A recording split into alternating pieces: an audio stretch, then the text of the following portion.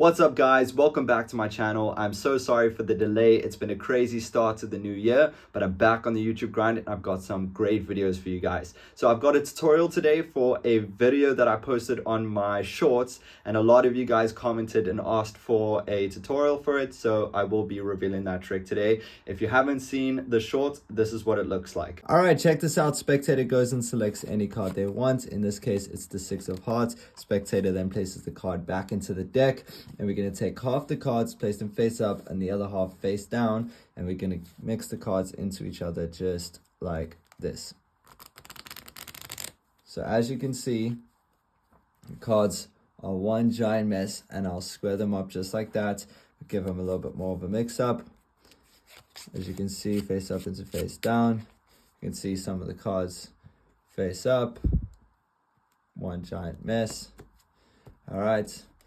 And with a simple snap of the fingers, not sure if you saw that, but all the cards actually fixed themselves, all except for one, the spectator selection, the 6 of hearts. Okay, great. So let's learn how that trick is done. Now, some of you guys might be a little bit disappointed, but the trick does use a gimmick deck. So as you can see on the one side, all the cards look perfectly normal, but on the other side, I'm sure you figured it out by now, but it uses double backs, okay? So this deck was bought off Amazon, and you guys can do it too. I'll put a link in the description. But if you do want to make your own double backs, you can. It just obviously is a little bit thick. So if you're going to stick 2 cards back to back, the cards are a little bit thick, and you might see the little openings here if you don't stick it down correctly. There's also peeling the cards, but that is a very difficult process. If you're able to do it, then go for it. Otherwise, I would recommend honestly just buying a deck of double back cards, because this trick is honestly, in my opinion, very powerful. All right, so let's learn how we actually do the trick. So first things first, you want to separate the double back cards from the regular cards. Now, the way I do this is just simply with a pinky break. You can mark the top card of the double backs if you want, or you can bend it, but I simply just hold the pinky break, and when I scroll through the deck, I basically scroll slowly so that they only take from the top half.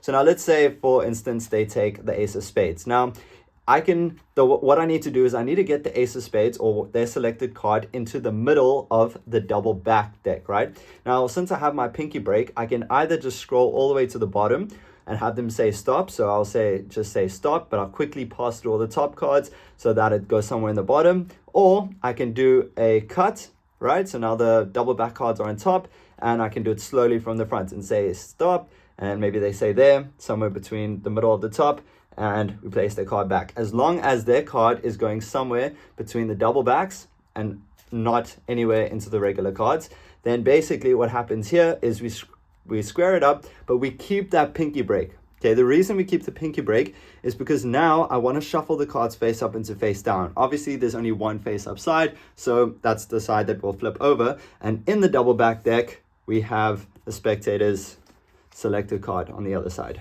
Okay, so there's the ace of spades. So the ace of spades, in this case, is still the correct way around. We flip the other deck over, and now when we shuffle, it is as clean as it gets. All right, we really are shuffling all the face-up cards into all the face-down cards, because the ace of spades is one of these face-down cards. So once we square it up, we can even display the mess. On this side, all the cards are messy, but on this side, all the cards are fixed. So the only slight after, maneuvering the spectator selected card into the double back pile is to simply just turn over with the wrist. Okay, so here we are. We just put the cards down, snap our fingers, and scroll this way.